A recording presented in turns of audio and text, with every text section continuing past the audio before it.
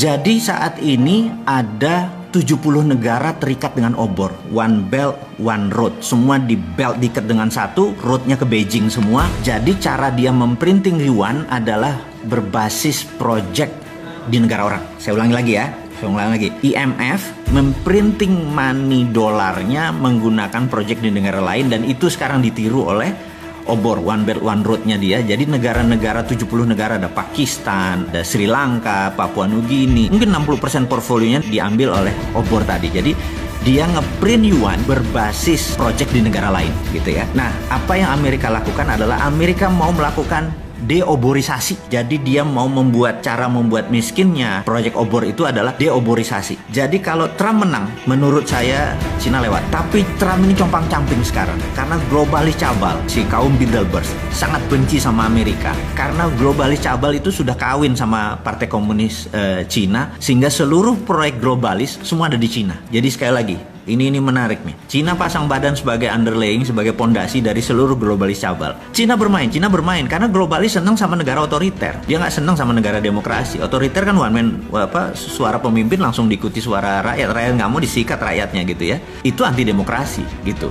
Nah, globalis cabal ini anti kemanusiaan. Mereka mendukung aborsi, mereka mendukung LGBT gitu ya. Sementara itu bukan portfolionya Bosman. Portfolionya Bosman adalah kita mendukung life, kita anti aborsi, orang aborsi kita nggak boleh, kita nggak mendukung LGBT dan lain sebagainya. Dan ini mau clear, saya mau katakan. Jadi sekali lagi, Indonesia harusnya bagaimana gitu ya. Saran saya, Indonesia adalah tidak ke Amerika, tidak ke Cina, tapi bukan netral. Sekali lagi, ini harus diingat deh.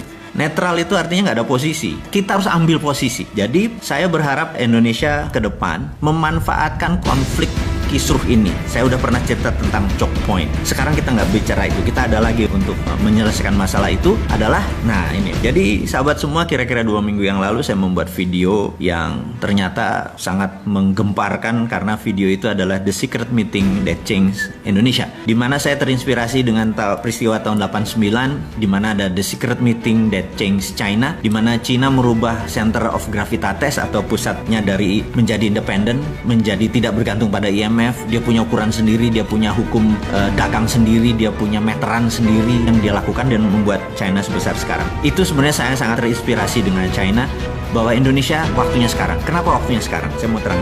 Nomor 1, 2 negara lagi perang.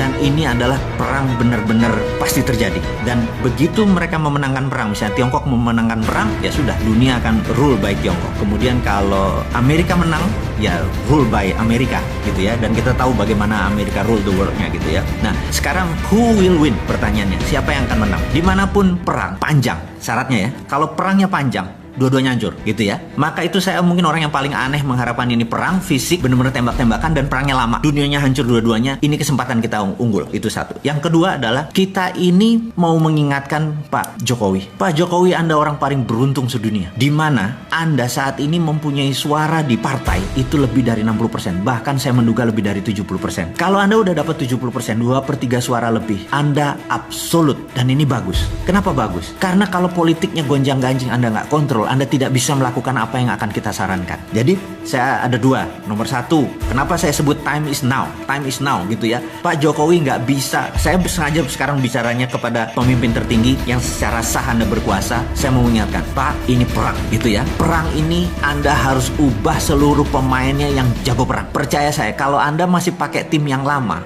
bukan tidak dipakai, tapi Anda harus punya tim cadangan baru yang untuk menggunakannya. Jadi gini Pak Jokowi, Anda punya kekuasaan sangat absolut dan itu luar biasa. Di negara demokrasi Anda dapat 2/3 suara atau lebih. Ini momennya, itu satu. Kedua tadi, negara besar lagi perang, yaitu China sama Amerika lagi perang. Karena perang besar ini terjadi, mereka sebenarnya fokusnya di negara masing-masing. Mereka nggak fokus sama Indonesia. Ditambah lagi. China sekarang ada hujan yang hampir 30 hari. Begitu salah satu dam besar jebol, China dipukul dari dalam. Dan Amerika ada COVID di dalam negerinya, gitu ya. Jadi dalam negeri masing-masing bermasalah nih, gitu. Kemudian luar negerinya mereka perang. Mereka nggak mungkin mikir tentang Indonesia. Percaya saya, mau itu mindahin pabrik ke Indonesia apa segala macam, itu nggak gitu-gitu amat. Swasta doang, itu bukan negara gitu ya. Kemudian Anda punya kekuasaan yang bisa Anda drive ke kiri semua, ke kanan semua gitu ya. Kemudian ada hal yang menarik Pak Presiden yang terhormat, Anda menerbitkan surat bahwa saat ini negara dalam keadaan darurat COVID. gitu ya. Dengan undang-undang, saya lupa Perpu atau Perpres ini ya, bencana nasional ini, Anda bisa lead negara ini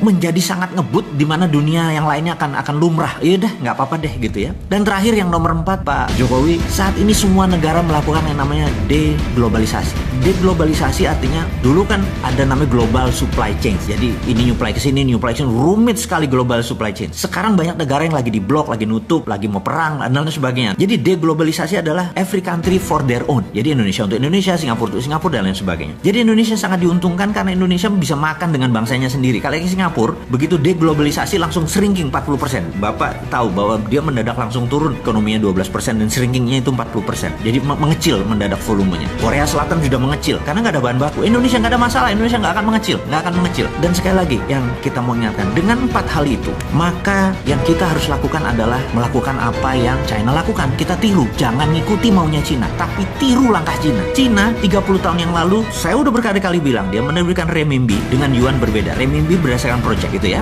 Apa yang harus kita lakukan sekarang? Dia tidak lagi menciptakan printing money fisik, karena itu zaman dulu. Sekarang sudah ada blockchain. Blockchain ini kita bisa printing yang namanya e-renminbi.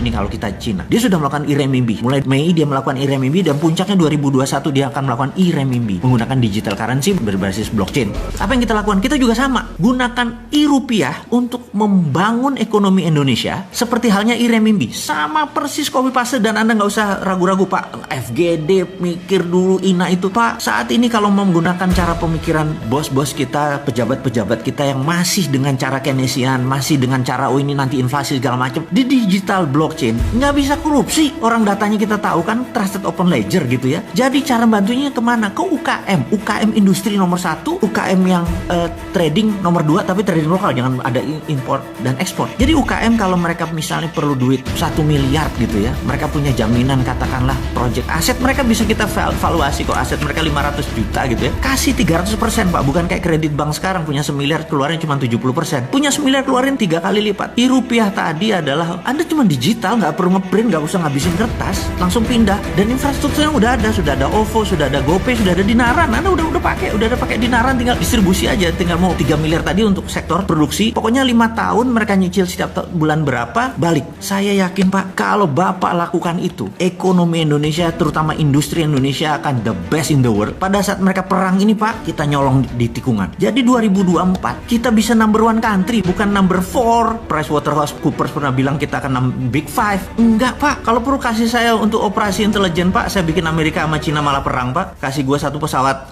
kapal perang, saya tembak 1 nuklir kami ke Cina, nanti Cina bilang tuh Amerika tuh ya udah biar tembak-tembakan, udah kita yang masuk duluan. Kalau perlu gua jadi bajingannya Pak. Jadiin gua persona non grata Pak, orang yang tidak disukai dunia Pak. Kasih saya untuk izin untuk operasi intelijen, saya masuk, saya tembak itu 1 rudal ke Cina, terus nanti tembak-tembakan, mereka perang Pak. Mereka perang, kita manfaatin untuk membangun ekonomi. Saya dibenci dunia nggak apa-apa Pak, tapi dicintai tanah air nggak apa-apa Pak. Jadi agak gila sedikit lah Pak, dan usul-usul ini mudah-mudahan membuat sisi lain bernegara sehingga ekonomi kita maju bareng.